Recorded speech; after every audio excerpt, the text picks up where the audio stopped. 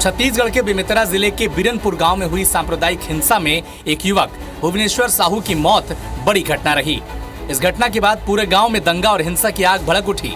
विश्व हिंदू परिषद और बजरंग दल जैसे संगठनों ने भुवनेश्वर साहू की हत्या के विरोध में बंद का आह्वान किया और इस घटना के बाद भड़की हिंसा में दूसरे समुदाय का भी नुकसान हुआ। हिंसा के दूसरे दिन गांव से बाहर 2 लोगों के शव संदिग्ध परिस्थितियों में मिले थे। इस घटना को बीजेपी ने लव जिहाद का एंगल देते हुए सरकार पर हमला बोला था।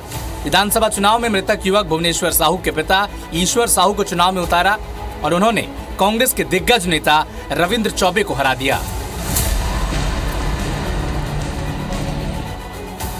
साल 2023 छत्तीसगढ़ में सबसे लंबे समय तक चलने वाले आंदोलन में से एक का गवाह बना। संविलियन से पूर्व जिन शिक्षा कर्मियों की मौत हो गई थी, उनके परिवार वालों ने नियमों में शिथिलता देते हुए अनुकंपा नियुक्ति की मांग करते हुए राजधानी रायपुर के बूढ़ा तालाब धरना स्थल पर प्रदर्शन शुरू किया। ठंड, सर्दी, गर्मी और बारिश झेलते हुए दर्जनों विधवाओं ने 308 दिन तक लगातार प्रदर्शन किया।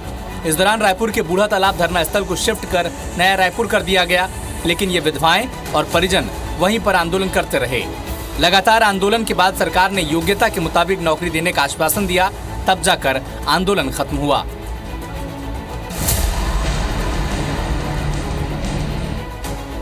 पीएम नरेंद्र मोदी इस बार जगदलपुर समेत छत्तीसगढ़ को कई सौगातें दी। 23,000 करोड़ रुपए की लागत से बस्तर संभाग का पहला स्टील प्लांट नगर नाल स्टील प्लांट उनके हाथों शुरू हुआ। अमृत भारत योजना के तहत जगदलपुर रेलवे स्टेशन को अत्याधुनिक सुविधाओं के साथ बनाए जाने का काम भी शुरू हुआ। पीएम मोदी ने इसका शिलान्यास रखा। कांकेर जिले के अंतर्गत रावघाट से दल्ली राजरा के बीच चलने वाली यात्री ट्रेन का विस्तार भी किया गया। अंतागढ़ से ताड़ोकी के बीच 17 किलोमीटर के नए खंड का लोकार्पण भी प्रधानमंत्री ने हरी झंडी दिखाकर किया। साल 2023 कांग्रेस के राजनीतिक सफर में एक मील का पत्थर बनकर छत्तीसगढ़ के इतिहास में दर्ज हो गया। पहली बार छत्तीसगढ़ की राजधानी रायपुर में कांग्रेस का राष्ट्रीय अधिवेशन आयोजित किया गया। नया रायपुर के राज्योत्सव ग्राउंड पर आयोजित अधिवेशन में कांग्रेस के तमाम दिग्गज पहुंचे थे। सोनिया गांधी से लेकर राहुल गांधी और प्रियंका गांधी तक इस आयोजन में उन्होंने शिरकत की थी। 3 दिनों तक अलग अलग दौर की बैठक हुई। इस महाधिवेशन में तय ये हुआ कि कांग्रेस के राष्ट्रीय अध्यक्ष गांधी परिवार के अलग व्यक्ति को बनाया जाएगा। ये पारित प्रस्ताव के आधार पर मल्लिकार्जुन खड़गे को नया अध्यक्ष बनाया गया। विधानसभा चुनाव में चुनाव प्रचार करने जब भी खड़गे आए तो उन्होंने इसका जिक्र भी किया।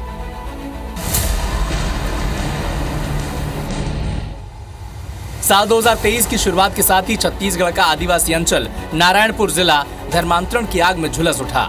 जिले के बेनूर, इड़का, फरसगांव और नारायणपुर थाने इलाके के दर्जनों गांव में खास समुदाय और आदिवासी समुदाय के बीच नफरत की जंग छिड़ गई। दोनों समुदाय के बीच विवाद इस कदर भड़क उठा कि लोग एक दूसरे को मारने पर आमदा हो गए। इस घटना के बाद आदिवासी समुदाय उग्र प्रदर्शन करने लगा। नारायणपुर बंगलापारा स्थित विश्व दीप्ति स्कूल चर्च में हमला बोल दिया गया। जिला मुख्यालय में खास समुदाय की संपत्तियां तोड़फोड़ कर दी गईं। बीच बचाव करने पहुंचे पुलिस के जवान भी उनके गुस्से का शिकार बने। एसपी सदानंद कुमार पर भी डंडे से हमला हुआ, जिसमें वो लहूलुहान हो गए। बाद में किसी तरह हालात काबू में किए गए।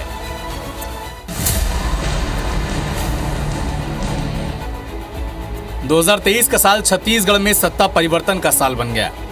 2018 में भारी जीत के साथ सत्ता में वापसी करने वाली कांग्रेस 5 साल में ही सत्ता से बाहर हो गई। 3 दिसंबर को विधानसभा चुनाव के नतीजे आए। 54 सीटों और 46% वोट शेयर के साथ बीजेपी ने सत्ता में शानदार वापसी की। इसके बाद 10 दिसंबर को बीजेपी विधायक दल की बैठक हुई। कुशाभाऊ ठाकरे प्रदेश कार्यालय में केंद्रीय पर्यवेक्षकों की मौजूदगी में विष्णुदेव साय को प्रदेश का नया मुख्यमंत्री चुन लिया गया। उनके साथ 2 उप मुख्यमंत्रियों का भी चयन हुआ।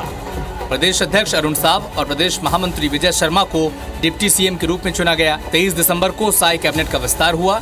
मंत्रियों के रूप में बृजमोहन अग्रवाल, रामविचार नेताम, केदार कश्यप, दयालदास बघेल, ओपी चौधरी, लखनलाल देवांगन, श्याम बिहारी जायसवाल, टंकराम वर्मा और लक्ष्मी राजवाड़े ने शपथ ली। 29 दिसंबर की शाम को विभागों की लिस्ट जारी हुई और इस तरह साल 2023 की विदा होते होते प्रदेश में नई सरकार पूरी तरह से काम करना शुरू कर चुकी है। छत्तीसगढ़ में सत्ता परिवर्तन होते ही महादेव सट्टा ऐप मामले में कार्रवाई भी तेज हो गई।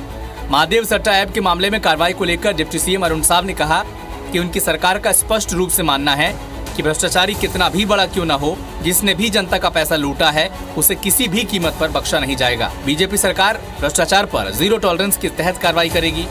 वहीं कांग्रेस के पूर्व मंत्री अमरजीत भगत इस कार्रवाई पर अनभिज्ञता जाहिर करते हुए किसी भी तरह की प्रतिक्रिया देते बचते दिखे। दरअसल महादेव सट्टा ऐप मामले में मुख्य आरोपी सौरभ चंद्राकर को दुबई में नजरबंद कर दिया गया है। जल्द ही उसे भारत लाने की तैयारी है। वहीं क्राइम ब्रांच और वैशाली नगर पुलिस ने दूसरे आरोपी दीपक नेपाली को गिरफ्तार कर लिया है।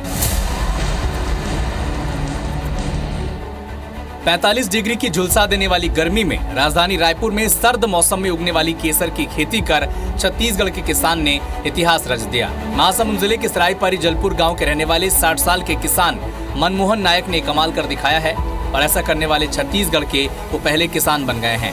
महज 200 वर्ग फीट के कमरे में उन्होंने श्रीनगर केसर की क्वालिटी वाली करीब 1.5 किलो केसर पैदा कर दिखाया। मार्केट में इसका रेट 5 लाख रुपए किलो तक का है। उनकी सफलता ने छत्तीसगढ़ में केसर की खेती का रास्ता भी साफ कर दिया है।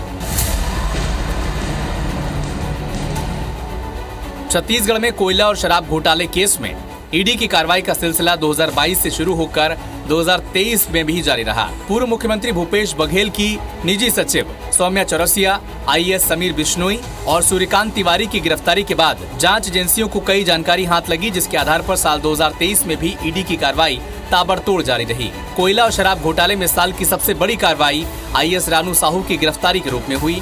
छत्तीसगढ़ की रानू साहू कोरबा की कलेक्टर रह चुकी हैं। इसके अलावा रायपुर मेयर एजाज ढेबर के भाई को भी गिरफ्तार किया गया। दर्जनों दबिश कांग्रेस पार्टी के नेताओं से जुड़े नेताओं और घरों और उनके दफ्तरों में किए गए। इसमें प्रदेश कोषाध्यक्ष से लेकर प्रवक्ता, विधायक और संगठन के पदाधिकारी तक शामिल हैं। चुनाव से ऐन पहले ईडी की कार्रवाई की तपिश पूर्व सीएम भूपेश बघेल के सलाहकार विनोद वर्मा तक पहुंच गई थी। ईडी के छापे के बाद विनोद वर्मा ने प्रेस कॉन्फ्रेंस कर ईडी को भी निशाने पर लिया था।